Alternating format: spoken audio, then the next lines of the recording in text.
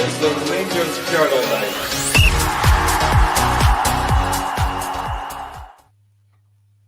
Guys, good evening. Wednesday night, 21st of May.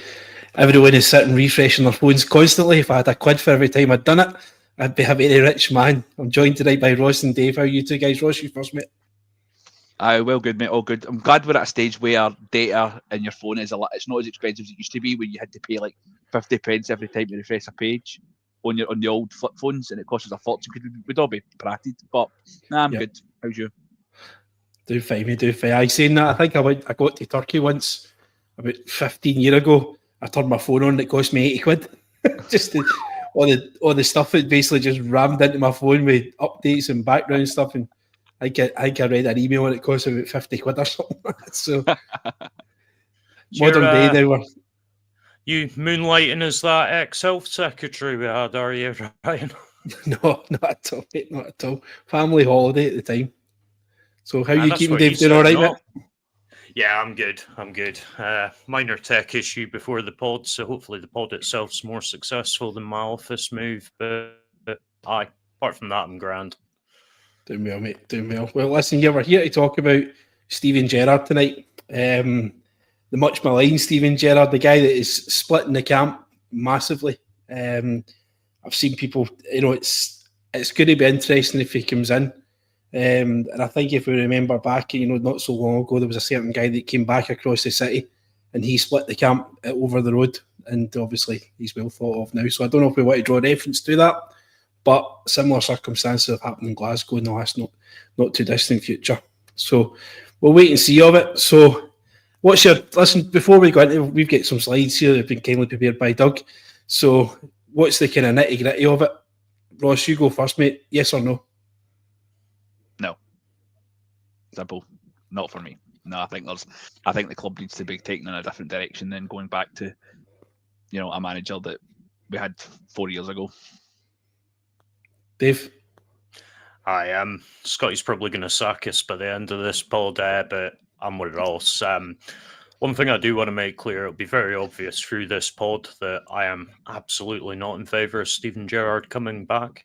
However, that said, if it does end up being him, then I will 100% support him. It's all you can do. But for me personally, I don't think it's the right appointment. I think everything we're kind of geared towards now is that more modern sporting exec at the top, where frontline coach leading the first team.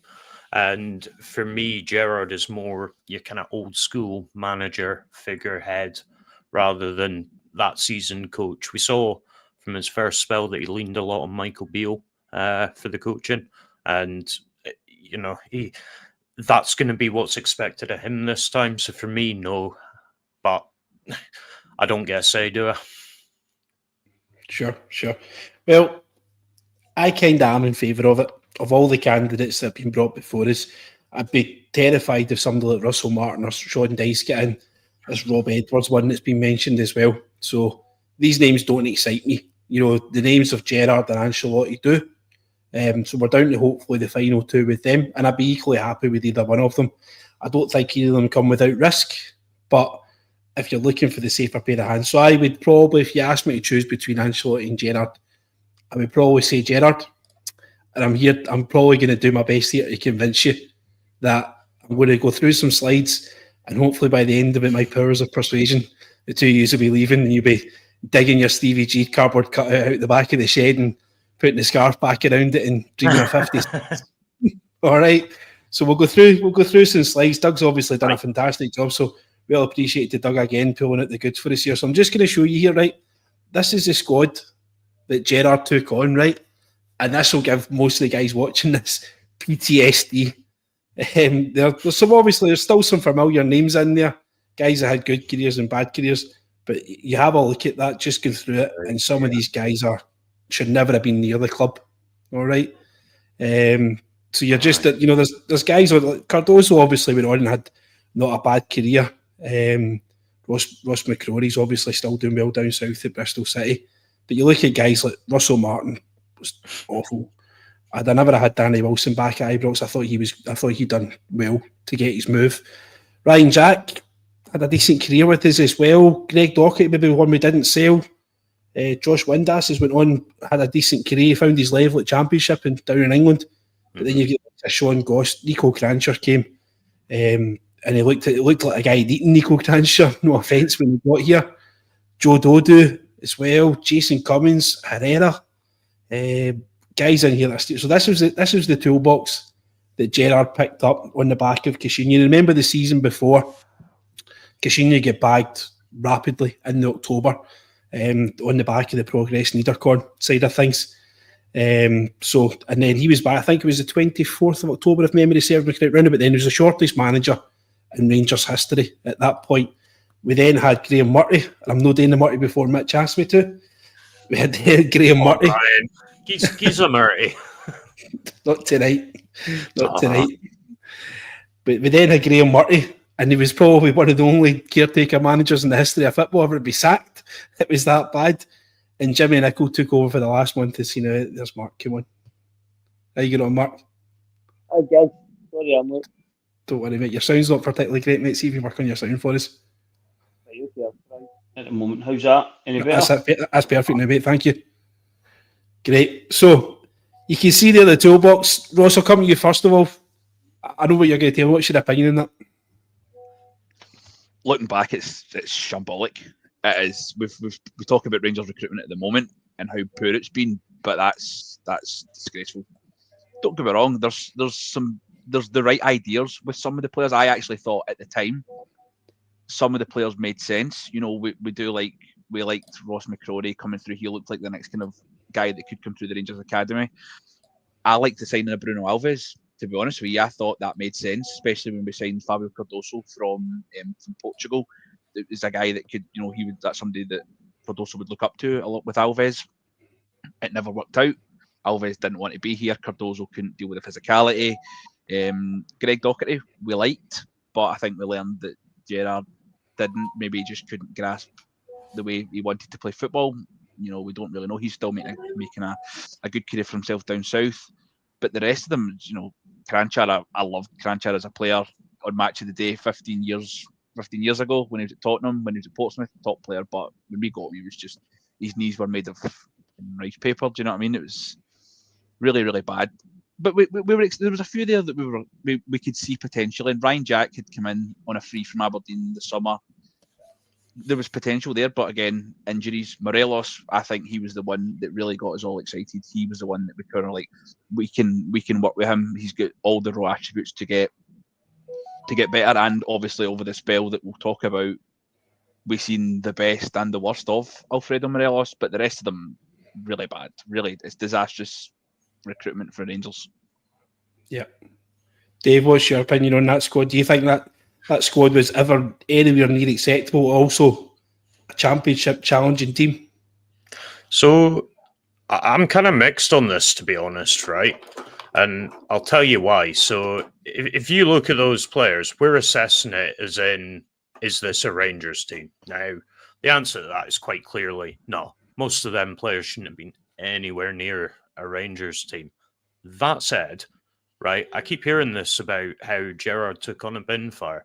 If you look at the names on that list, you can absolutely forge a squad out of that should be stronger than any other SPFL team except Celtic.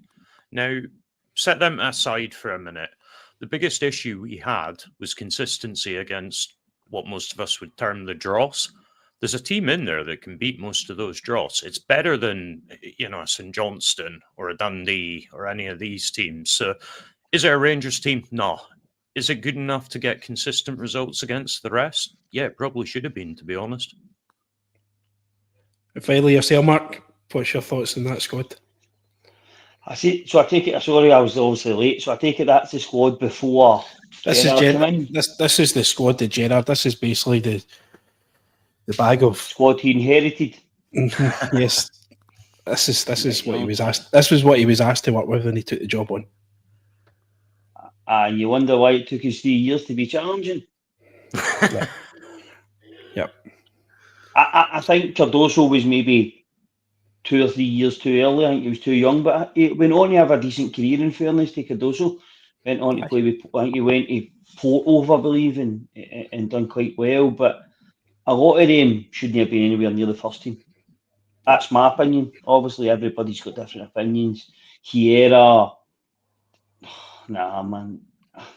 But as I've said before, I am Team Stevie. Unfortunately, I know some are sitting in the fence and that, but I think for the names it's been out there. But some of them should never have been good enough. The big thing, I know Dave says it there, and for me the big thing is, see, we were getting rid of these players, and I know we're saying they should have been beaten, sort of likes of Motherwell, St Johnstone, Hibs, and all that. See, when we were getting rid of them, they weren't going to these teams, and that's a big thing for me. The teams round about Scotland, and I think your players were good enough for them. That's why they ended up. And Declan John went back to Swansea, I think, or maybe even lower. Then ended up back at St Mirren. I think he's there recently. But I think that's been a big issue that we've had. That, like, even you look at the squad at the moment, do you think McCausland plays in any other teams in the SPL? I think Ross McCausland would play in other teams in the SPL. Aye, yeah. I think he would. After his performance at Aberdeen. Glenn Middleton's a regular star. Yeah, Glenn's done well, but he struggled for a long time, didn't he? Obviously, did he not win the both cups with St Johnstone, Dave? Glenn Middleton? Possibly. Yep. Might have, maybe won a cup, yeah. But I think sometimes players come, like we're talking about Cranshaw there, sometimes players come too early in their career and they don't fulfil it, and sometimes, unfortunately, a couple of times recently we've got them maybe too late. As in a Balogun, who we would like to have kept longer, Jermaine Defoe, and sometimes that's just the nature of Scottish football, unfortunately. Right, well, let's not dwell on this, guys, because this is we're here to talk about Gerrard, and nothing that we're looking at here was Gerrard's decision or Gerrard's fault. So let's get into it. All right, so you're number one. This is really good. It's come to you first of all, also on this. So Gerrard's on the door, appointed May 4th, 2018. It was 5,000 Rangers fans in Ibrox. There's only one Steven Gerrard, and this is basically where he gets to work here. So you can see there, they fall slightly short in the league, 9 points behind. There takes us back into European group stage football for the first time since 2012, obviously with the bad years that we had. Cup exits to Aberdeen, unfortunately. But he starts to get a tune out of Alfredo Morelos as well. You can see that he's 20 goals. Tavernier starts doing his thing as well. There, Arfield as well. So some signings, go through those. But first of all, let's you run over the first couple of signings there. So we've got Golson and Barisic. How would you have rated them? How do you think their careers and their seasons went? Mixed. In terms of the season, mixed. What Gerrard clearly seen was that we were leaking goals and he had to fix the defence. Obviously, Alan McGregor, I think, was confirmed as a signing just before Gerrard. Or maybe Arfield, just after. But Arfield and McGregor were both confirmed. Yep. Both confirmed. So obviously he would have had a say in that as well. So he's clearly going for experience at that point. Connor Goldson, I think at the time, 26, 27, hitting his prime. Hadn't played a lot of football, obviously due to a long-standing heart condition, but you could clearly see what he was wanting. He was wanting big, strong defenders. I know we brought up Barisic here, but Katic as well. It's the same thing. You see what we're looking for. Strengthening the defence. Borna Barisic, obviously, he's signed after we put out Osijek in the Europa League game. Obviously, he scores in with the head bandage, and I think we all love a Croatian with a head bandage. I think there's a little bit of nostalgia towards that. Obviously, those are the three. So you can see that's his priority is strengthening and stopping his leaking goals, make us harder to beat. Because we were just at that point, we were leaking goals, and all you had to do was look at the last game of the season with the kind of infamous 5 each with Hibs, where we couldn't keep Wayne's that close. Yep. Dave, right, Borna Barisic is one in particular that struggled to kind of settle in. He spent some money in Gresda. I think it was in the back of the Osijek game, just as Ross was alluding to there with Barisic. Gresda and Katic, probably two that contrasting careers at Rangers. Yeah, agreed. I think looking at that list, obviously Goldson, you can't argue, is a success. Barisic ultimately did, but it took him a while. Katic, I guess, ultimately no good enough. Gresda, enough said. I think Murphy was perhaps unlucky, he picked up that injury. But then Cal Lafferty wasn't great. So it's a pretty mixed kind of signing record. And you could probably actually argue that a couple of the threes were the most important players in that team, especially that season. So your Scott Arfield and your Alan McGregor, I would say, although they didn't cost anything, were better signings certainly than, Gresda and Lafferty. Yep, Mark, pick two guys in there yourself that you want to talk about. I thought he made players better. Gerrard as well. Like Jason Holt, sort of, we probably wasn't good enough, but then gave his all. We looked very good, sort of, at one point. I agree with Dave on. Like John Flanagan's an interesting one. We tackle your gran, and sometimes I think Gerrard looked at it and we were too soft, which I think was a good thing. I think that's why he went out and signed big physical centre halves, and it ultimately done well. But I totally agree, guys. It was a mixed bag, wasn't it? I think as a whole, it was the sort of a where it came from. I think Gresna was in the Motherwell game, looked very good. I think he scored a hat-trick or a few goals, and then didn't sort of do it week in, week out. So I do think it was a bit of a mixed bag. Umar Sadiq sort of was linked with, I think everybody remembers the Aberdeen game, doesn't it, with Hampden, where he sort of goes down, but don't. Sorry, Dave. But yeah, you're from that. But then what was another one? Went to, I think he's at the Al Sociedad, and at one point was linked with a 25, 30 million pound move to Man United. Yeah. I think it was Girona. Was it seeing him after us? Like, he was so bad for us, and yet you see some of the moves and that you go afterwards. It's crazy. Yeah. We'll start a couple of things I'd want to point out for this list here, right? Look at Glenn Kamara, £46,500. There's cars in the Players' Car Park that cost more than £46,500. I think all the cars in the car park cost more than that. Gerrard obviously had an eye for a player, or at least the people working in and around the team at the time had an eye for a player. He picked that one out. It was an absolutely fantastic bit of business. But I think also as well, you start to see the patterns of bad luck when it comes to injuries. Katic, Murphy, who else was the other one I picked out there? Koulibaly as well. Koulibaly came to Rangers and he was a monster in the middle of the park for us, and he burst his knee, and he was never the same when he came back there. He's having a bad career now in Italy, but it just starts to show you the unluckiness of it all. Where, even at these early stages, years going by, we're just becoming unlucky with picking up decent players, and they're just unfortunately getting injured. And then you look at the league record, we could have beat Kilmarnock that year, and you think if we'd actually picked up all the available points against Kilmarnock, we're talking there 6, 8, 10 points. That wins you the league. If you actually just get past Kilmarnock and do the business against that, and that's in his first season. All right. Ross, any more comments on that, mate? Absolutely. Well, obviously, one thing I wanted to pick up on there, it doesn't show it here, but we played Kilmarnock and Aberdeen 7 times each that season. Yep.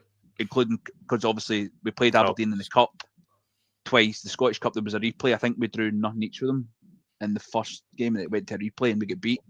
And then obviously we lose the semi-finals. We also played Kilmarnock in the League Cup. Morelos gets a hat-trick, and then we played them at Rugby Park and drew, and then that went to a replay as well. So we actually played those teams 7 times each, and I think together we beat them a grand total of 4. I think it was 4 wins out of those, 14 games. So that's the kind of big thing that went against him. Was not that he couldn't beat Celtic, because you see the games against Celtic are 50-50. We won the home games, lost the away games. It was split, but it's these kind of games where it really became a bit of an issue. And I know we'll talk about it further down the line, but those were the kind of parts that he seemed to really struggle with. The plastic pitch, it became an issue. We don't think we wanted to admit it, but it became a problem. I think it became a bit of a mental issue. The other thing I wanted to pick up on was something that we didn't bring up. We were talking about Nikola Katic, but we brought in Joe Worrell from Nottingham Forest, who was obviously a bit of a divisive character, probably more because he wasn't called Nikola Katic. And Joe Worrell was fine. I think Joe Worrell was actually a half-decent centre-half, but he because he became Gerrard's boy, I don't know if there was perhaps a clause within his contract that he had to play a little bit more because he was on loan, he was being developed by Nottingham Forest. I don't know. But he tended to suffer, and he wasn't actually, I think, as bad as get made out.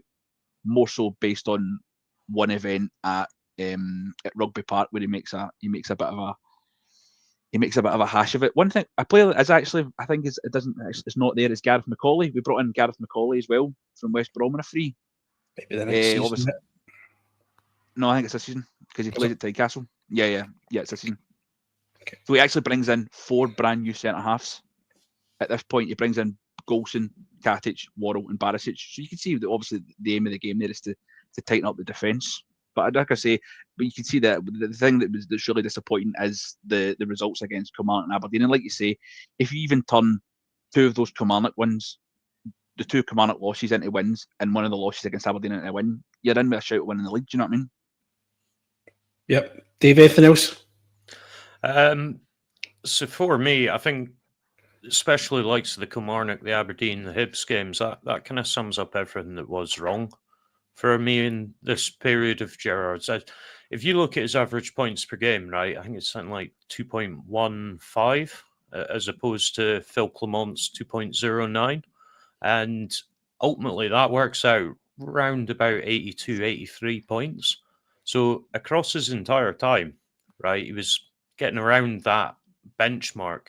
Selker sat there on 87. So that's still enough to take the league. And ultimately, this is what undone us for me in this season and the next. And then obviously the 55 one was different. But certainly those first 2 seasons, it wasn't beating Celtic that was the problem. It was Nate putting away the jobbers, for want of a better term. Yep. Mark, final thoughts on this season before we move on?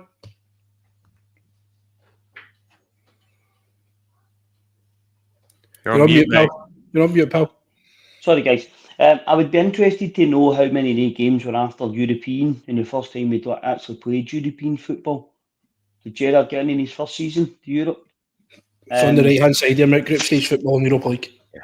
Yeah. So, how many of the points I would have said we'd have dropped a lot, I think, because that was probably our first time in a number of years playing Thursday, Sunday, and I think we did struggle a wee bit with that at the start, and I think that's probably when a lot of the points, and I do agree that we did seem to be every time we played an Arsenal. Your sound's going funny again, pal. No. What about now then? Yeah, we do. Unlike you're underwater, mate. I don't know what's wrong with my phone tonight. I've not got Hershey's on our That's it. computer, so I've had to use my phone. Don't move That is it. now. Don't move, sit still. Yeah, I do think that a lot of the points that we dropped with there was coming back for European football. Possibly. Right, moving on. So, Ross, come to you first of all on this, pal. All right. Pick 2 players that he signed. I'll go with Hollander and Aribo, the good ones. Phil Hollander was superb. Everything we've ever wanted a centre half. I thought, just reading of the game, superb. Could play on the obviously left-footed, so gave you that superb balance that I think is hard to find when you've got 2 right-footed centre halves.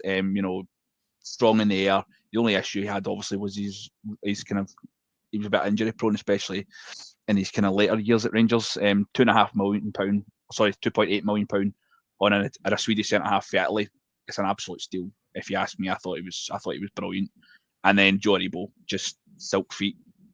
Look at watching him, getting him from I don't know what you call it, the cross border fee from Charlton Athletic after taking him up the playoffs. I think he was brilliant. Yeah, sorry, he was absolutely fantastic. A top footballer. You just knew he was going to go. He could go anywhere, and it was also nice that he had been linked with Celtic on their infamous leaked transfer list and chose to come to us. And that's one thing we will say is there was a Gerrard factor. The Gerrard factor brought Joe Aribo to Ibrox. Okay, Dave, yourself pick 2. Yeah, I think for me, Stephen Davis is obviously an inspired piece of business on a free. I think it ties into what you were saying about Kamara the season before. He's quite clearly got an eye for a midfielder. And I think the other one that I'll take is Ryan Kent. 6 million. Good player. For 6 million, I'm expecting some goals and assists. And unfortunately, certainly in this season, it didn't really go that way. The only other thing I would point out, right, people saying that Gerrard wasn't backed, that's 20 million he spent in those 2 seasons. If you look at the fees from the last one, then the fees here, mainly, obviously, the outlay on Kent took a big chunk of it. That's the guts of 20 million that he spent in those 2 seasons. People would come back and argue the Kent deal was paid up over 4 years, though. We got Kent on Klarna. Aye, but so are all transfers, eh? But if you take the actual sum, I mean, we've still got to pay it eventually. So you take the actual sums, that's 20 million. That's no pocket change for an SPFL club. Do you remember the circumstances we signed Kent? Remember we'd lost to Celtic the weekend before? We'd for whatever reason, somebody believed that Brandon Barker was an adequate replacement for Kent. So he was signed at the start of the season. And then we lost to Celtic. Like, let's shut the fans up and give them something to stop wearing at us. Aye, it basically was like we lost it, and it was like blatantly obvious that we needed him. And whatever happened in the background, the club put their money where their mouth is, and they went and they got him. And that does show back in, like what you're saying. You know, they actually there. I was delighted at the time. I thought it was fantastic. I thought it was really putting a marker down. I remember his first game back was against Livingston, and he got the ball, first touch of the ball was right in front of the Union Bears, and they all jumped up, and it was Kent will tear you apart again. I got a shiver down my spine. It was phenomenal. Coming to you, Mark. Pick 2 players from that list, please, that you want to talk about. I like Giannis, to be honest. I think he done well when he first came in. Obviously, another one that struggled with injury. I actually thought Ojo was going to do well. I think he should have scored in Europe. Was it Feyenoord, maybe away? Feyenoord, mate. At home, it was Ibrox.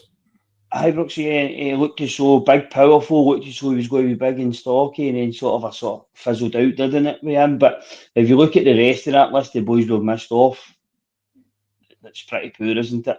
Is that not been backed? Or by then, as I say, we didn't get Kent, so we were going to take Brandon Barker and realise we had to go and pay it, so then you're stuck with somebody to pay a wage for him as well. So should they have just paid it for Kent originally? You're not paying for Barker at all. There's things in it, possibly, you know. We didn't actually know we were going to get Kent. I think basically beating Legia Warsaw basically releases the funds for us to be able to buy Kent. Because we lose to Celtic on the Sunday, and I think it's a kind of a bit oil the shop. And then about right in saying we play Warsaw the following Thursday, or is it Thursday before? I can't remember exactly. My dates are a bit off. But basically beating Legia Warsaw gives us that little bit extra budget, I think, to go and sign Ryan Kent. Yeah, possibly, but that's the thing, innit? It's like, I think we're going to talk about all the seasons, but there's sometimes you need to go, right, well, we went into the Champions League, we need to go and maybe spend that to make sure we get in, as opposed to who we're going to get in the draw at times. Yeah. A couple of guys I'll talk about here. Shopping in the Scottish market, Greg Stewart, Jake Hastie, Jordan Jones, Flo Kimberry. And that's something that we seem to have shied away from in the last kind of few years is shopping in the Scottish market and looking for players. I don't think any of these guys really worked out. Greg Stewart done his bit. You know, he was always available and willing. Jake Hastie never lived up to it. Jordan Jones pied his career, in my opinion. He did a wonderful opportunity at Ibrox and did everything he possibly could to not live up to it. And Flo Kimberry came in and gave us a good honest 6 months work of it when he was required. I remember a shin and tonic he scored up at McDermott Park, which was a great one. But I'd come to you on this one, Ross. Do you think we're coming into this summer now? Is the Scottish market something like, should we really be shopping in this? Should we be delving into this as much as what we have done there? Looking at getting about 3 or 4 players domestically every season? Absolutely. I think if you want to be the top dog in a country, you should be looking for the top talent from these clubs. It's something we done last year. I thought Connor Barron was a good signing. It made a lot of sense. Obviously, I think that the standout Scottish talent in the league at the moment is now out with a grasp in Lennon Miller. But this year we're going to go for Lyle Cameron, who's had an excellent season at Dundee. We're linked with, is it Mulligan at Dundee as well, who's had a decent season. No, Dundee are a good team. Surprisingly, they sacked their manager. I don't know why, but so we should be going for these good talented young footballers and to develop them, because there is potential in Scotland. The problem is that we don't we don't, unearth it as well as other teams do. You're now seeing a plethora of good young Scottish footballers plying their trade elsewhere.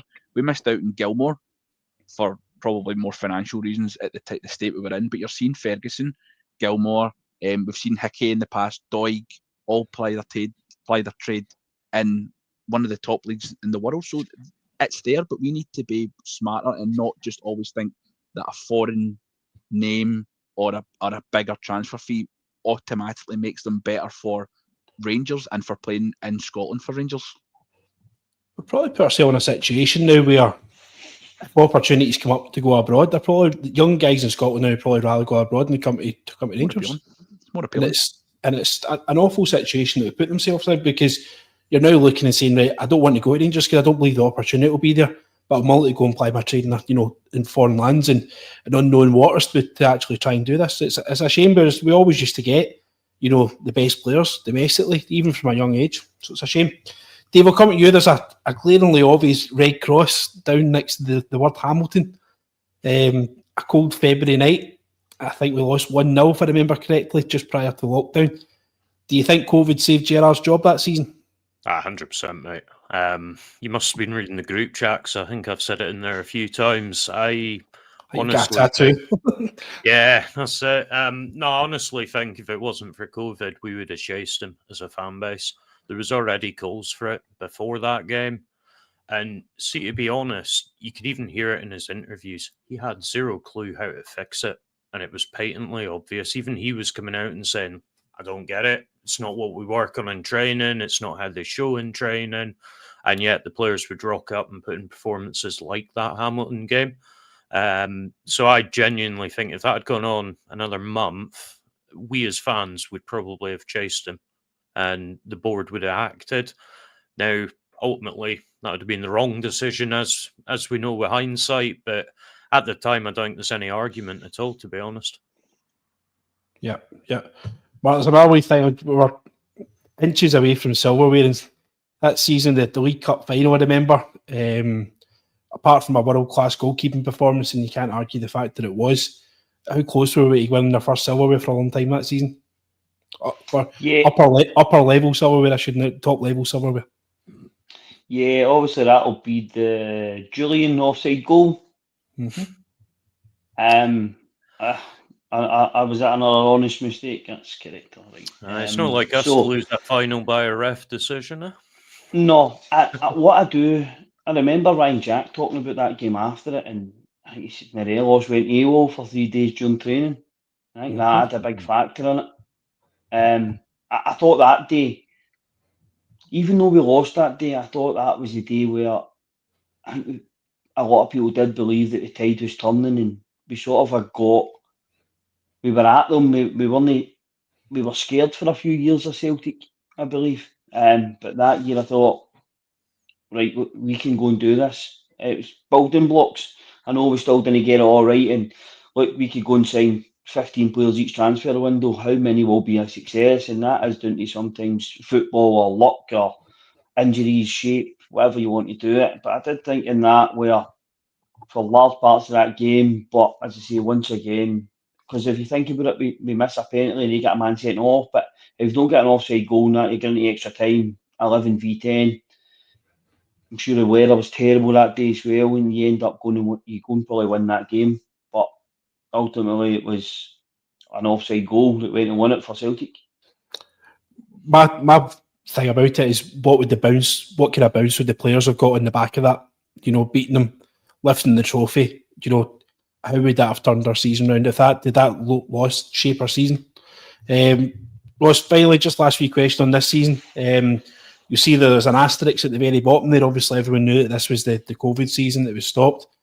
What's your kind of memories from it at the time? What did you think yourself on that? What was your kind of feelings when they stopped the league? Nobody really knew what was going to happen. Were they going to be given the league? Was it going to be postponed, cancelled? What was your kind of memories of the time? Well, I mean, the common sense and the common consensus around Europe was that football was postponed. It wasn't stopped. When things went back to some degree of normality, the other leagues continued. You see Liverpool were on their way to winning the title and it stops, and then they go back and finish it and they win the title. The Scottish Cup from this season continues to be played, but for some reason, coincidentally, when there's a team sitting top of the league, it seems to be postponed and it's ended. It's finished and the champions are declared. And for all we're told that we won the COVID title, we didn't lift a trophy in the middle of a forest, handing it out because everybody's social distancing. You know what I mean? I don't want to play into the conspiracy thing, but we get handed it in the park. We didn't have Steven Gerrard standing in a forest saying, "Oh, we've won it, but there's 10 games left. It's not been played." No, I understand at the same time we were 13 points behind with an extra game in hand with 8 games to play, but we still had to play Celtic twice. And at that point, we made the number. Possible. It was still mathematically possible. And anybody that's read anything about the Eredivisie that's just finished, Ajax were 9 points clear with 5 games to go, and they lost it. So it's not over till it's over. It's the 20th anniversary of Helicopter Sunday this year. There you go, Scotty. Thanks for joining us, mate. No bother, mate. No bother. I'm glad you've welcomed me up with Ryan about the 20th anniversary of Helicopter Sunday. Hopefully Stevie G's getting unveiled in a helicopter. Stevie G can take a helicopter back to Liverpool, mate. I'll put you in a helicopter and you can go to Liverpool if you want. The big accusation he's probably stolen it. Shh, don't say stuff like that. Come on. Right, guys, we'll knock on to the third season here. If I can get the slide to work. Scott, you can go first since you're here, mate. I've been asking the guys to pick 2 players from the transfers that we signed. Sorry, I'm giving you the wrong slide. Forgive me. Yeah. Sorry. My apologies. Year 3. Sorry, forgive me. Yes, so this was the year, one of the greatest years in our history as well. So pick 2 players that Gerrard's recruited there and tell me what kind of impact that they made and the difference they made.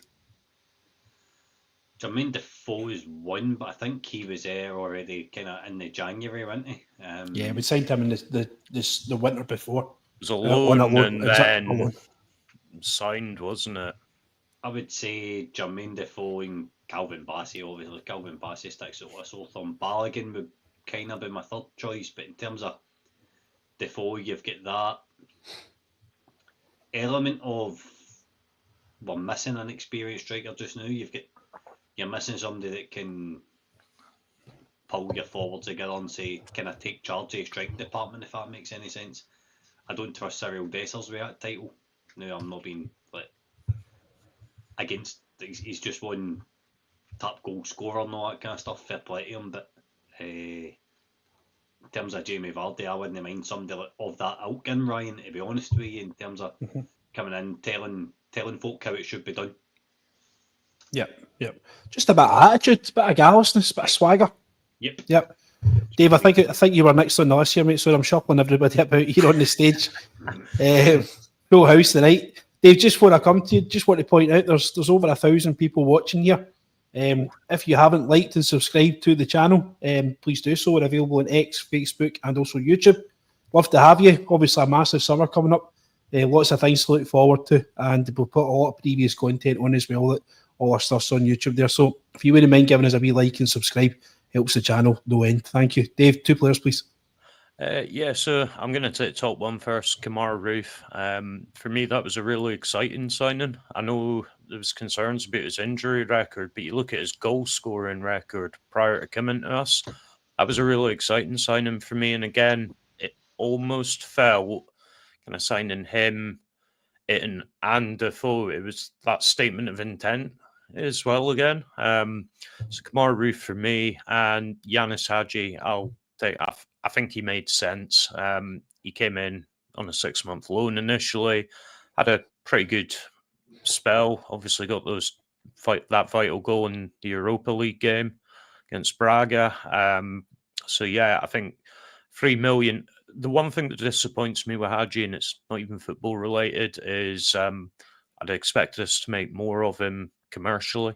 He's a really, really big name, and he just kind of drifted along. But yeah, for me, Roof and Yanis Hadji. Brilliant. Mark, your next, mate. Give us 2. Who have we got left? I thought this is the season that Patterson broke through. I know he wasn't one of the transfers, but obviously came into the team. Yeah, this is pretty much it. He starts to kind of get in. You remember he scored the goal. He was involved in that silly COVID party that him and Zungu and stuff like that were at Bass. He was at it as well. And he brought on a half time against Antwerp, I think it was, at Ibrox, and scored after 15 seconds. That's right. Yeah, I thought obviously that was we'd seen it and we've seen it before, and we've been told, we've got great players in the youth, but don't seem to get a shot. And I know obviously at that point he was still, Tav must have been injured. I can only surmise if obviously Tav would have really been left out. And I think the other one for that, from that time, obviously McLaughlin came in, it gave us a good number 2, maybe push McGregor, kept him on his toes, was never any bad. I think if you consider that as well, we've always had a good play, so obviously no hassle. But I think it was, once again, when it was, if you look at it, it was a lot of, a few British players that sort of originally going out and getting loads of sort of a form asset. Such as we said, Hadley was already in the squad. You're fading out a wee bit, Mark, on your audio. Aye, Mark, we'll let you get your audio sorted out. I'll bring Scotty in just quickly there. Yeah. Scotty, one thing I was going to ask you, mate, is that doesn't seem to be, obviously we talk about this player trading model until we're sick to bloody death and hearing about it. Aye, I know. We don't see it be emphasis. There's no emphasis now. Were we caring about that at this time as a club, or was it all about stopping the 10 in a row, stopping Terry Monroe and winning the league and basically grabbing back the torch? Were we actually caring about, the fact that we're letting all these guys go for next to nothing? Are we bothered about it at the time? Should we have been bothered about it at the time? I would say, given the circumstances in the league at the time and what was at stake, I think what Rangers done that season was completely right. I'll fully back them in that sense because we had to stop that. Just like we need to stop them next season, and we'll come on to that a wee bit later on, I would imagine, Ryan. But to me, it was all about stopping that 10. I don't know about you guys, right? But it was during COVID, and I remember going to bed at night, 13 to 15 points clear, and going, "It's not done yet. It's not done yet." Actually, it was in my head. It was in my head. And no matter how well we were playing, I was waiting on us effing it up somehow. Not that I was obsessed with it or anything, but we had to stop it. And Gerrard came in, stopped it. Now I'm looking at a table. 102 points on average. I would say about 90 points plus wins you the league. Anything above 90 points, you're kind of up there. And considering we got 102 points that season, that was a peak of Gerrard's time. So to me, it was an absolute must that he demanded to keep his best players. There was no room for manoeuvring that season. See if it was like this season coming or next season or last season, for example, and a bid come in from Morelos, then you need to look at it considering where we were. Had to turn my wage bill last year, we got rid of Lammers, Cantwell and all this sort of stuff for 800 grand. You need to take a big bid because we've not made Champions League in X amount of years, but that season stands out to me, and you can kind of push the whole trading model thing aside for 1 year, if that makes any sense, right? Definitely. See, a couple of things, right? Firstly, that's another 10 million near enough spent. So he's averaging 10 million a season spent, right? The other thing, Scott, you said 90 points wins you the league. Gerrard's average points across his time here was 82 in a season. Average? Aye. Right, that's fine, but you're looking at... You including last season with that in season 2, because that's not fair when they didn't finish the season. Huh? Are you including the COVID season in that? Because it's not fair to include the COVID season. That was average points per game, though. Oh, I know, but that's what they got the end of the award of the thing. That's not a real thing. Aye, they get 8.5 in a row. I'm not having that. I'm not having that at all. No, it was 8.5 in a row. You're right, 100%, Ryan. I completely agree. Wasn't it a finished league? Come on, lads. Like, I love a conspiracy as much as the rest. There's no way we were covering that. Call shite for what it is, right? We were crap losing to Hamilton at home, right? Granted. But at the same time, the league wasn't finished. And they got on a title in front. They got on a title in front of a bush for a picture. I see. See if you do a Well, listen, see if you do a Formula One car race, right, and all the cars break down 3/4 of the way through the race, nobody wins the Formula One race, do they? They do if they're wearing green and white. Depends how far through the Exactly. race they are, mate. Exactly. But see if No, you're a no, see if you're a driving instructor, that's like turning up to pick up your next lesson with 3 wheels in your cars, isn't it? It's a pile of crap. I think we're It's a clutching pile at of straws crap. there, mate. In terms of no, but see if you're averaging 82 points a season, considering you've already pulled the pod up, the slide up for year 1, considering the shite you had to deal with in year 1, year 2 he's made a bit of progression now. Bear in mind, year 1 he gets us into Europa League, which got him credit in the bank immediately. Right? Yeah. What this guy done was reintroduce standards to the club, and that's what we need back done again. I don't think we're in the same nick we're in now as what we were then. But I think if you bring him in and hone him a transfer kitty, he knows what he needs to go and get to win this league next season. Ancelotti, on the other hand, doesn't he? He's going to come in, bring a couple of stupid ball-playing centre-backs in for foreign leagues who'll get bullied in this league and get done. The officials will run over the tappies like they have done this season since Gerrard hasn't been here. If we want to get into it, lads, like, here's my argument. Come at me, like, I'm all for it. RFC knows. RFC knows. Ross, I'll come to you, mate, on this point. I was wanting to raise how much of a factor was the fact that we won that title behind closed doors. A lot of people say that our players can't handle pressure and our players are bottle merchants, serial losers, all that kind of stuff. Scotty turned his camera off. It's that bad. There, he's back. He's back. Just having a puff, because Pete. Turn it off again, Scotty. That's better. Yeah. How much of a factor was that, mate? The fact that there was nobody there to see it. Do you think that was a good thing for them, or do you think it was a bad thing for them? I mean, it's clearly a good thing because they don't lose a league game the whole season, so it's clearly a good thing. But you've also got these circumstances in the season prior where you have an admission from the players that they struggled with the pressure. You had it in program notes. You had quotes from, I think it was Ryan Kent. It was like we just don't know how we struggled. So we don't know why we struggled in front of crowds. But at the same time, they also thrived. And I will, let's play devil's dick advocate. We played some of the teams that were infinitely better than us in Europe in front of a packed Ibrox, and we showed them what's for. Feyenoord, Porto, Young Boys. These were all top teams that we beat in front of crowds. We'll talk about the game earlier. Legia Warsaw were a good team. Michelin were a good team. These were all teams, but at the time, you're talking about a rebuilding. We played in front of fans. We played in front of packed Ibrox against these teams that were better coached than us, that were better financed than us, and we beat them. And a lot of them we beat comfortably. So I understand the argument, but I don't know why. And I think it's going to be one of these great mysteries of football as to why we could go and we could give Porto an absolute horsing in front of our support, and then get beat off Hamiltonakis. Do you know what I mean? Should do like a uni thesis on that or something. It's just proper bizarre. Whoever can discover the reasoning behind it, it's just because we've even learned that it's the batch of players that then post Gerrard go and give us just the most magnificent European run we've ever experienced, that we've ever seen. That there's the generations that haven't seen what we saw on the run to Seville, beating Borussia Dortmund in their own backyard, Red Star. They done it. Do you know what I mean? Right. So Stop there. Why do you not want them back in? See everything you just said there. Hammond and Porto beating all these teams, good teams, all this. Why do you not want them back? Because I want a manager that can beat Aberdeen routinely.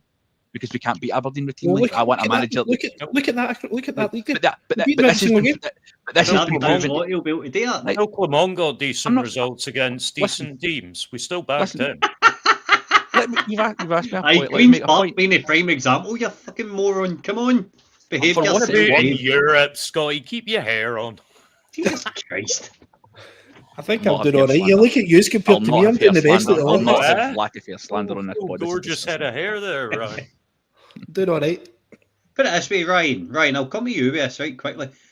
If you get haunt your first league title in X amount of years in front of a hedge, during COVID, the league get cancelled, would you have said that we'd won that title fair and square? Would you accept that as 55? It's a tough one because you've not claimed it, you've been given it. I wouldn't. It's there's certain circumstances, they never turn around and says, let's just get this stopped.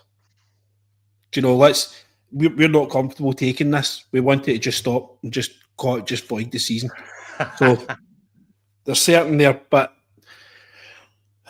we're not privy as Joe Public to know exactly what we said to him. And you know for a fact that Neil Doncaster's not going to turn around and do us any favours anyway. You know that for a fact. Hates us. Absolutely hates us. When have you ever seen him at Ibrox? Do you mean top guy that runs their league and he's never been anywhere near a stadium? This guy should be, see Old Firm games, the biggest match that's in this country. He should be at these games representing the league. And he's absolutely never to be seen because the guy's a coward. He's a fraud. He should be never anywhere near 800 grand a year or something like that on the joke that our league is. Look at Sunday there against Hibs.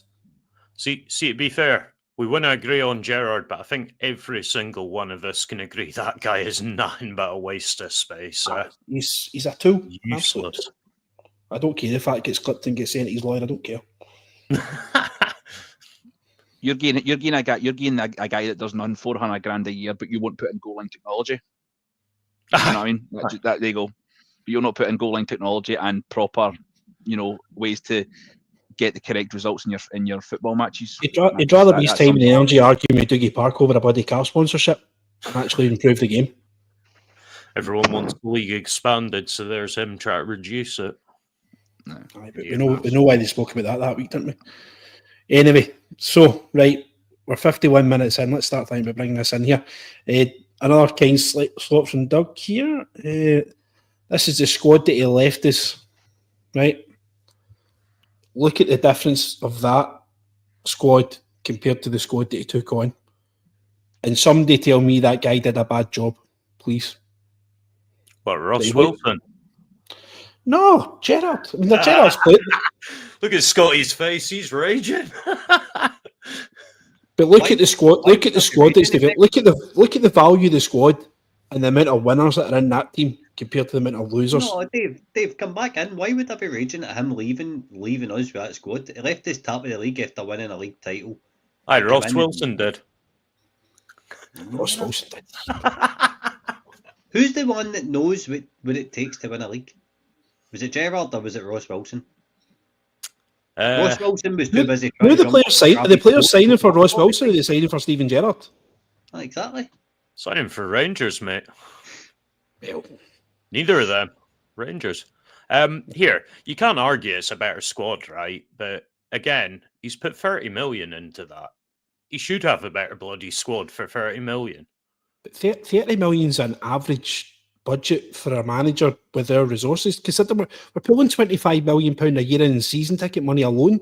Never mind sponsorship, TV revenue, shirt sales and stuff like that. So £10 million is the minimum I would expect them to be handed. See if it's the EPL, then totally agree, right? The money down there is ridiculous. But when it comes to an SPFL budget, I think 10 million's quite a lot. And again, I maintain, right, not taking the Euro runs away. They were amazing. Even forget Gio, but even just the Gerrard runs, they were amazing. But fundamentally, right, we need to be able to beat the jobbers at home domestically. For too long, we have gone, we've had our wee Euro adventures, we've done amazing, added coefficient points, and then Celtic have benefited because they've won the league because they're consistent against jobbers. And they go and get papped. They're still getting 5 times what we're getting because they're in the Champions League and we're dossing about in the Europa League. Yeah. Right, okay. But I can't see where people say that he's done a bad job for us. We all know the reason he left. You look at the summer signings there, right? This is just after we won the league, and people can blame COVID because we never get them right. So, there's so many things that we didn't get the gate money and stuff like that for cup games, all this stuff, right? He's given him Lundstrom, Sakala, both in free transfers. He's given Bakuna, who was in the door and out the door as quickly as he possibly could. I think he actually managed to sell him on for a profit, believe it or not. Somehow. And the boy, Fober, I can't even pronounce his name there, who never even played a game for us, which was a joke. We even signed him anyway. But he's not done a bad job. He's walked away because his boss told him lies. and they get an opportunity to go down the road and triple his salary and be near his family to put his sale in the window for Liverpool. See, to be totally fair, Ryan, right, as much as I don't think is the answer at this time, fully agree, the board shafted him after 55, right? There's no getting away from that. One, the board shafted him, and two, let's face it, there's no that many managers that are going to turn down a crack at the EPL over the SPFL. So I don't blame him for going. I'm just not convinced he's the answer, is all. My main argument for him, Dave, is him coming in, having the knowledge he's got now. I'm taking away the Aston Villa and the Saudi things, right? Now, we could do a separate pod on that, whether he's done... We all know he's done a crap job at Aston Villa, but the Saudi thing, me and Ryan done the interview, and I kind of came away with two opinions on that. But in terms of safe hands and a short-term strategy, to get 2-3 years, to get cups on the board again, to get back top a pile, I've got no doubt Steven Gerrard is the man to come in and get us the quality we need and the right people within the squad, working with Coppin, who's been there a couple of years now, to get us back top of the pile next season. That would be my expectation. None of this project for 2-3 years. That's what I would expect if Ancelotti gets appointed, right? 100%. If Ancelotti gets appointed, that's what I'm expecting. I'm expecting them to get 5, 6, 7 in a row before we win a league again. If Gerrard comes back, I'm expecting a title next season. And if he doesn't deliver it, then I'm going to be on here calling for his head to be a buzz for Clermont last year. Just 2 seconds, Scotty. Anyone's interested in your interview, I've just fired the link for it into the chat. Some man, Dave. I just think that with Gerrard's prior knowledge to the job in the league, if Ancelotti gets the job, it's clearly a 2-horse race now. There's Russell Martin's not getting it, right? He's away to Leicester or whatever. I hope not. Other reports. Take his bug, I wouldn't take him. It's sort of Gerrard and Ancelotti. To me, that's the way it reads. That's the way everything reads. So if it's out of them two, I'm taking Gerrard because Gerrard has got a big transfer budget to spend and he's going to spend it better than what Ancelotti is. I don't want a couple of ball-playing centre-halves that are going to get elbowed in the throat and not be in the game the rest of the time. Do you know what I mean? It is a catch-22. It's what do you want? Do you want immediate success, or do you want to go with a guy who could potentially do a Gerrard after 18 months of doing a half-decent job because he's name? See if Ancelotti comes in, there's every possibility Ancelotti could bomb what Le Guin did, bombed, come in and try to install all these radical new things and his way or the highway because I'm Ancelotti. Do you know, it's all about man management and getting the best out of players, and we're not going to. I don't think we're going to have the high turnover of players we're expecting to. I don't think the money's going to be there as much as what we'd like the money to be there. But it's a difficult one. I think from Gerrard's perspective, and what I'm hoping is going through his head, is that sometimes you don't realise how good you had something until you didn't have it anymore. Grass you know, when is greener.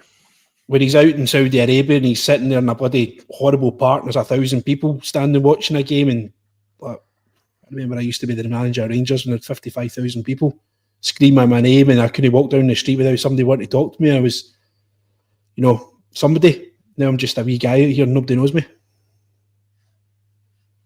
Yeah. Ross, you're quiet, mate. Sorry? Ross is quiet. Aye. Just letting you all rant debate it. Do you know what I mean? The thing is I know you say it's a 2-horse race, and I don't want any of them. To be honest with you, I've been quite. I don't want Ancelotti. I don't want Gerrard for different reasons. I don't want Gerrard. Who do you want? I mean, I've been a long admirer of Muscat. Muscat's been my guy for long before even we got Clermont. I thought he made ticks.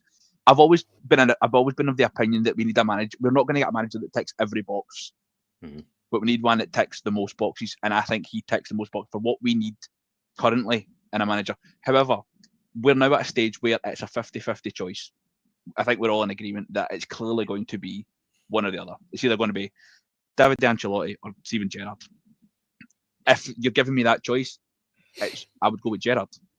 And I think I've kind of accepted that it's going to be. I think it's going to be Gerrard. Everything seems to be pointing towards Steven Gerrard. There's not this. The people say that he comes in and he's going to give you guaranteed success. No, he's not. How? Nothing. Well, for a start, nothing's guaranteed, right? But it took him 3 years to build the team before because it was so bad. You now have this constant repeat of the people talking about the team that we currently have is just as bad. The only problem is now it's an expensively assembled team that's just as bad. You've got the same amount. You've got guys with the same quality. Maybe not the same quality. They're maybe not as bad as Sean Goss and all that, but they're not good enough to play for Rangers. Steven Gerrard isn't going to come in and get a tune out them in the same way, because you're saying there, Ryan, as well. We're not going to sell 20 guys and bring in 20 guys. So he's got to get a tune out of these guys and all. And I don't think he's going to, because the players don't have it. They didn't do it for Clement. They didn't do it for Beale. They didn't do it for Ferguson. Regardless of who you are, I don't think they either don't have it or they don't want to do it. For regardless of whether it's Steven Gerrard standing looking at you or it's Barry Ferguson or Clement or whatever, I just don't think the players have got it. For me, that's why I think, obviously, like I say, the 50-50, it's going to be him. I think it will be him. It's not going to be a guaranteed success. I know it's just, we're talking about sticks to beat things that positives and negatives. The cup record for me is still a concern. I think that being in the position you were, the tagline that we used when we won the title was relentless. We were relentless. We were relentless in the league, but the league was wrapped up by February, and we couldn't get to Hampden. Not winning the cup. You can accept losing a final in a one-off game. We were talking about the League Cup final where Celtic beat us, and it was not our day. Come hell or high water, it was not our day. But we got there. In this season, it's the greatest one we've had for a long time. We couldn't even get to Hampden. Even a semi, we couldn't get to Hampden. And that for me is a concern. Do you know what I mean? No, maybe I'm being too harsh. Nah, maybe I'm being too harsh. Fair. And I understand. And when you brought it up, and you're like, the concern is you have this one season where we're looking at the to and froms, and there's no crosses. We did not get beat a single game. We beat Celtic 3 times out of 4. We got a draw at a game at Parkhead that I actually thought we all hoped we were going to win the league at Parkhead, but obviously they dropped points at Tannadice the week before. So we actually thought, imagine that. Imagine going to Parkhead and winning the league. It was fantastic. It was phenomenal. But there's also a bittersweet thing because we could have had a treble. We basically had a treble gift wrapped. And that's bittersweet for me. Because as good as it was, we all watched it. Unfortunately, we didn't get to see it live. We watched it from our couches. And we also, for me, I just thought what would have made it even better was we had a treble handed to us. And the one especially was St Johnstone. We get beat off St Mirren in the cup, and we had that, the retro kit, and we're talking about the kit curses and that nonsense. But the St Johnstone one where we decided not to mark the goalie in the luminous green top to get knocked out. That for me, that's not relentless. Do you know what I mean? That's just stupidity. So I know I went on a bit. I know I went a bit of relentless. You imagine Dessers at it. I can't believe I'm going to say this. I really, really think Dessers. I've come around to the opinion that I don't think Dessers is the biggest problem in this Rangers team. I really don't. I think he's the a problem. Issue. He's not. He is a problem. He is not the biggest problem. I don't think a 25 goal a season striker is your biggest problem in a team. What the problem is, 100%. The problem is that Cyril Dessers has had to be the number 9 for the length of time he's been here. And when he arrived, he wasn't fit. Danilo had issues. Danilo had good job. Well, he won a fucking Champions League in the middle of Istanbul, in front of about 100,000. He can't date in a full stadium. Come on. What about that one at Wembley? He scored against West Ham in the cup final as well. I'll put my burner away now, Scotty. Can I just come in quickly here about what Ross is saying? I respect your point about what he says about Gerrard not being able to get a sing and dance out of this team. Now, the one thing we know we will get under Gerrard is a team that's coached 100%. They'll be storing in certain positions. He's got me 100%, and I know who it is. Is a team that's coached. The centre backs will know where they are. Left back will know when to go, when to phase a play, who hits what when, and who they all know what they're doing. Pre-season is exactly why you pull them in, you tell me that. Now, if Gerrard had took the interim manager, I'm not No, in fact, I'm not going to say he would have done a better job than Barry, right? 100%. Barry changed formation and then didn't know what to do with effort. He didn't have knowledge today. Didn't have expertise behind him to be able to implement. Shafon does. We did told him. When they put the 5-3-2 in place or the 5-4-1, however you want to dress up. But I just wanted to come in on that because I think Gerrard's a better training ground coach than probably come on and Ferguson when it comes to being Rangers manager. 100%. I get, but can I just say something? What you brought up there is talking about being coached. Who coached the Gerrard team? Well, it's Who all. coached? And listen, and we're not going to go down that. Who coached the Gerrard team? Not having it. Who coached the Gerrard team? We all think it was Michael Beale, aye. We all think it was Michael Beale. Can I say something about Beale just before you finish there, Ross? Right? See if you actually see. Obviously, Beale took over from Gio in October of 2022. See if you actually look at the league standings that year. See what Scott said earlier on about 90 points usually wins the league. Beale had more than 90 points that season. 100%. Listen, Michael Beale is statistically the best Rangers manager in history. Michael Beale's issue is that he was against a Celtic team that didn't drop points, and then the only team that could beat Celtic was us, and we couldn't beat Celtic. That was why Michael Beale got sacked, because he couldn't beat Celtic. But pure and simple, he could not win a game that mattered. That's why he gets sacked. But does that then feed into what I'm saying about needing the consistency against the jobbers, which outside of one season, Gerrard hasn't been able to do? None of our managers have been able to do it, apart from Michael Beale. Michael Beale could beat the jobbers when you think about it. Michael Beale could beat the jobbers, but at the same time, you have this spell, and it's actually it kind of works. It kind of coincides that when we beat Celtic 1-0 at Ibrox, when Gerrard and Tavernier and the goalies were all on their couch. See, from that game, Celtic go a full calendar year without losing a game. Mm-hmm. That's relentless. We, regardless of who was there, I don't think we could have kept up with that. We're talking about Gerrard would have won the league. I don't think he would have, because I think the Celtic team were relentless. Yep. And not to say that I don't think we could have kept up with them. I'm not saying that I don't think we go to Parkhead in February and get beat 3-0. They remember the game that they changed the timing about and all that nonsense because they had injuries, fun and that. But I just don't think that we were able to keep up, because that was a Celtic team and who'd spent a lot of money and given the manager precisely what they want. But I completely agree with you, Ryan, that I don't think Gerrard 100% got everything he wanted. Maybe we couldn't afford it. I don't know. Are we now however, and I will, like I say, I'm trying to play devil's advocate a little bit. Are we now in a financial position to give him what he needs to build the team in his own image? Perhaps. This is perhaps what the takeover can give us. Can give us this more of a. Who were the players he was after as well? But like, Joey Veerman was a big one. I think Veerman was Stolv Olsen was another one, wasn't he? Who, sorry? Stolv Olsen. I don't know. Andreas Stolv Olsen. He was I think he was at Club Brugge at the time, but he went to Wolfsburg. Am I right? Yeah, I think so. Right? He got to Wolfsburg. Danish international, good but decent footballer actually. I believe. Well, the rumour was, I don't know how it is, and people far in with Ibrox will know more than I, but I think there was a sticking point over he wanted Kevin Nisbet. I don't know how true it was, but did they want Nisbet? We don't know. But at the same time, he was front loaded a lot of players he wanted, and that's to win the title. Yeah.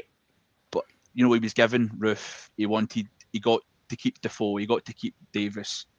He got he did get players that he wanted, but at the same time, he also did have to fill the squad up with. He's been shoveled shite as well, quite a lot. Brandon Barkers and Zungu. Listen, there's been a disgusting lack of Zungu propaganda on this point. Jack Simpson as well. Do you know what? Do you know what I mean? You're trolling the meeting now, Ryan. I'm just saying that it was. I know as much as I'm sticking up for him, it was bad as well. But tell me a Rangers manager that hasn't signed a bad player.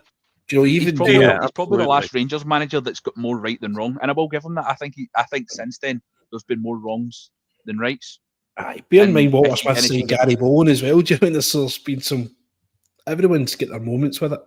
But again, put that into context, right? And you said before, 10 million isn't a huge amount, right? Forget the European runs and the Old Firm games for a second. Yep. Tell me any other SPFL club that spent anywhere close to 10 million a season. But the thing is, Dave, not every other SPL club's bringing in 25 million. million. But no other SPL club apart from Rangers and Celtic, we're bringing in £25 million a year in season ticket revenue. So we're spending. There's £10 million goes out in players and roughly £15 million wages, and the rest is money that's made to run the club, including the prize money. And I'm not disputing that we bring the money in. My point is, like, it's no 100% guarantee, but basically, if you're paying 10 million out in players, and another team's paying, I don't know, 500,000, $1 million in players, you should reasonably expect that, I don't know, 95, 96 times out of 100, you are going to beat that team because you've got the money to buy superior players. I see both sides of the argument. I do as well, but at the same time, we need to remember, in terms of, like, Coppin brought in some decent players, some crap last season. Now, if you've got Ancelotti comes in and he's going to sign an 18-year-old centre-back for Real Madrid who's never had a haircut, and put him up against, I don't know, Bruce Anderson at Kilmarnock, who's going to elbow him in the throat, put him in his arse on a plastic pitch 3 times, and the boy's going to go up and go, no, I'm not having it. Whereas Gerrard will go out and get, I don't know, for example, Jake Cooper at Millwall, who he was always interested in, desperate to get in the big fucking Talking Cameron and Burgess for Ipswich, Scotty. Aye. Well, aye. So, but Gerrard's team struggled with that. The first, especially the second season. Aye, we're like the first season. We played Aberdeen and Kilmarnock I know. 7 times in the one season, and we beat them 4 times out of 14 games. Mate, I completely get that, but what I'm saying is, Gerrard was learning about Scottish football at that time. So in the end, they got it right. So, do you not want a guy that already knows about Scottish football rather than a guy that's got to come in and learn that all over again? Because that's where we are. If we're going that route, can we not just take Ferguson back? But the guy that can put a formation in place, but he's not got the know-it-all to back up with a bit of training, the training pitch. Clearly, he knows the league, knows the club. Knows the league and knows the club, aye. But has he managed Rangers for 3 years? No. 3 years. Has he spoke about Rangers for the last 15 years? Aye. Aye. So there's a big difference. Not all, by the way, also not always in a complimentary way as well. I may add to that. Aye, fair. I don't think it's a coincidence. To be honest, the 48 hours since Ferguson's left the job, there's about 5 or 6 articles to Keith Jackson already about how he's hard done by this. I don't happen to find that that's a bit of a coincidence that 100%. Since he's left. Did you see the state of that one where they were basically insinuating Rodgers would have been quietly happy because Ferguson hadn't got the job? Mental stuff like. Brendan Rodgers couldn't give a monkeys. Yeah. He's on the verge of winning a bloody a treble again. He couldn't give a monkeys. But they genuinely put that into print. Joke at paper. Yep. We ready to wrap up? No, has Scotty decided that Gerrard isn't the one? Have you decided it is yet? No. Right, we'll do another hour and a half then until you say aye. We're not leaving.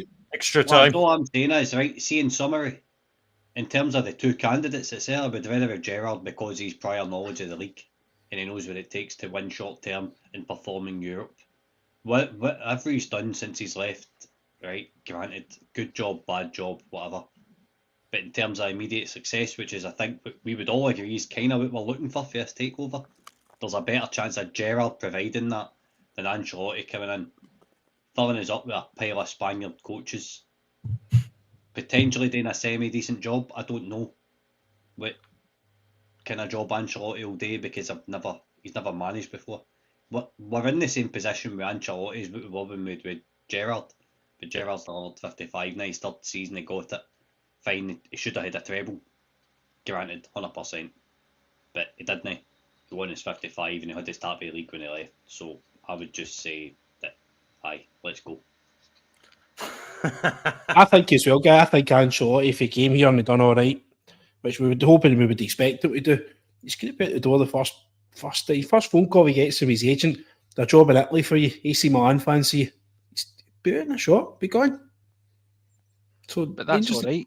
But that's all right. That's him doing a Yeah. good job. And I know that's the same argument with Gerrard. You're like he was gone because he done a good job. But we How want long, that. how long's it going to take us to find another bloody manager?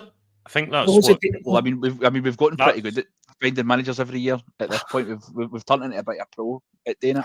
Have we I think though? that's a Because whole look where we are different now. info, Ryan, because that is then on the board for me. There should always be succession planning for every role at that club, whether it's first team manager or coach, a player, bloody CEO. There should always be a plan in the background.